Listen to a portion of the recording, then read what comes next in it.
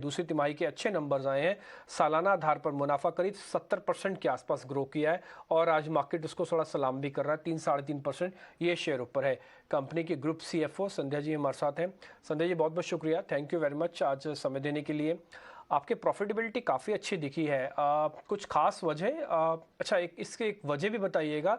संध्या जी एक चीज़ ना और भी बताइएगा, जो हम ज़्यादातर हॉस्पिटल वालों से पूछ रहे हैं वो ये है कि आप प्री कोविड वाली बैलेंस शीट्स पे वापस आ गए हैं, क्योंकि कोविड के अंदर कईयों को एबनॉर्मल गेन और कईयों को एबनॉर्मल लॉस हुआ था। हाँ, तो वो आप वापस उस प्री कोविड वाली रेंज में बैलेंस शीट में आ गए वापस? एक तो ये बता दीजिएगा, और इस बार जो 70% का प्रॉफिट आपने दर्ज किया, इसकी खास वजह क्या रही, ये बताइए।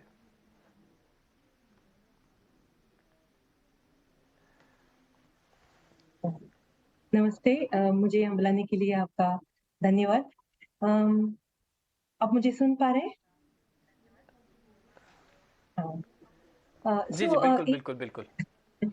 पहले हम प्रॉफिट्स के बारे में बात करते हैं। अगर आप year on year profit improvement देखेंगे तो उसमें थोड़ा Q2 last year was a Covid quarter, तो उसका थोड़ा इफेक्ट आपको एलिमिनेट करना पड़ेगा। क्वार्टर ऑन क्वार्टर हमारे इम्प्रूवमेंट में दो तीन चीजें गौर करनी है। एक तो Q1 जैसे हमने इंडिकेट किया था वाज केमन का परफॉर्मेंस थोड़ा पुअर था Q1 में, because of Covid wave in केमन इन Q1 ऑफ दिस ईयर। तो उसका वॉल्यूम्स वापस आया, तो उसका बेनिफिट आया प्रॉफिट में। सेकेंडली, इंडिया में परफॉर्मेंस वाज गुड। एक तो रेवेन्यू में अपलिफ्ट आया, दूसरा cost efficiencies and some of the cost levers also played out, so उसमें भी हमको थोड़ा गेन आया। देन फाइनली एक 2% का इसमें एक वन टाइमर इम्पैक्ट है। हम अपना कुछ कॉन्ट्रैक्ट्स रीनेगोशिएट कर रहे हैं, तो उसका कुछ अकाउंटिंग गेन आया था, that is a one timer effect. उसका हमने कमेंट्री भी दिया है अपने रिजल्ट्स में। सो वो कुल मिला के ये इम्प्रूवमेंट आया हुआ है। अगर आपका क्वेश्चन प्री कोविड और कोविड अगर आप देखेंगे तो in terms of patient volumes, traffic, I think pre Covid level हम बोल सकते हैं कि आ गया है। And even in terms of balance sheet health, cash flows, I think हम प्री कोविड लेवल रीच कर चुके हैं, हम बोल सकते हैं। बट इसमें हमें एक चीज गौर करनी है कि सम ऑफ द वे इन विच हम पेशेंट्स के साथ ट्रीट करते हैं और वर्क करते हैं, that has changed due to COVID. One is the awareness levels of patients in terms of health issues is very, very high. So, which means that अगर पहले कोई हेल्थ चेकअप के लिए या डायग्नोसिस के लिए उतना that care was not there, अभी that awareness level is very high in patients, so diagnosis happens faster, treatment happens faster. So वो एक हम पॉजिटिव कमेंट्री दे सकते हैं।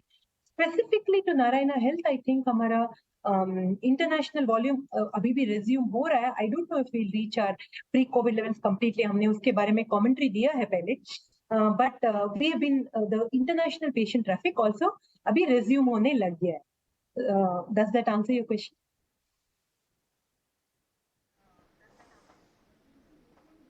ठीक है, डन। अब मैं आपसे जरा ये पता करना चाहता हूँ कि अब आपका कुछ कैपेक्स प्लान है क्या, क्योंकि अब थोड़ी वॉलिटिलिटी शांत हुई है, तो अब कोई कैपेक्स प्लान है आपका? अगर है भी तो आपका जो शुरू हुआ हुआ कितना इस्तेमाल हो गया, जरा इसकी डिटेल में को और दीजिए आप। दिस ईयर हमने गाइड किया था कि हम अप टू 1000 करोड़ इन्वेस्ट करेंगे इंक्लूडिंग केमन, and we are on track for that kind of investment. So that next year also, we our capex will be big. So maybe let me just take half a step back. हमारे जो flagship hospitals हैं बैंगलोर, कैलकाटा, अभी they are at full capacity. So there is a need for both expansion, modernization. So there is a chunk of capex that will get invested there. दूसरी बात है कि हम lot of capabilities expand कर रहे हैं across our hospitals. कहीं पे कोई onco block आ रहा है, कहीं पे कोई और facility आ रहा है, तो उसका भी capex है.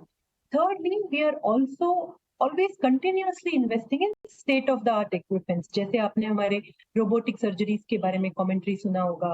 So a lot of the investment is happening in equipment.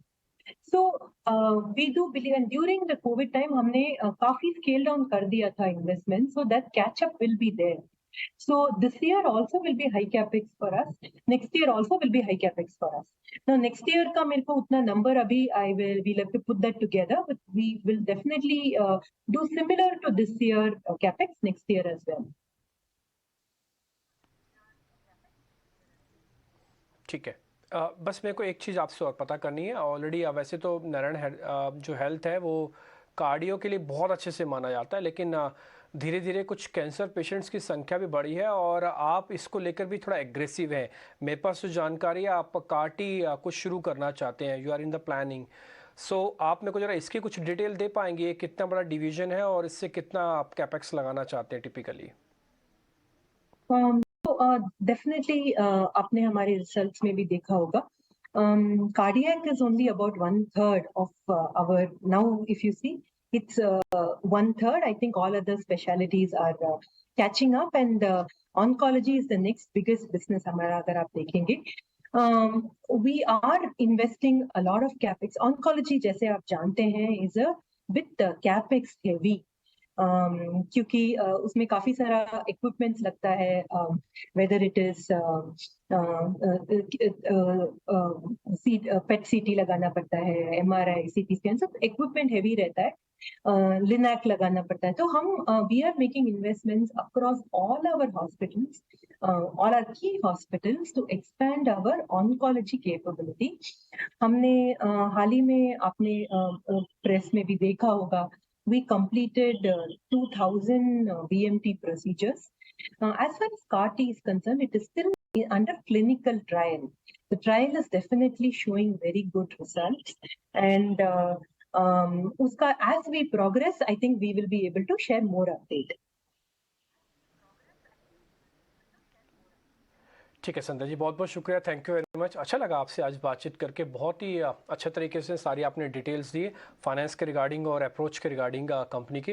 बहुत बहुत शुक्रिया, थैंक यू वेरी मच आज समय देने के लिए, थैंक यू वेरी मच।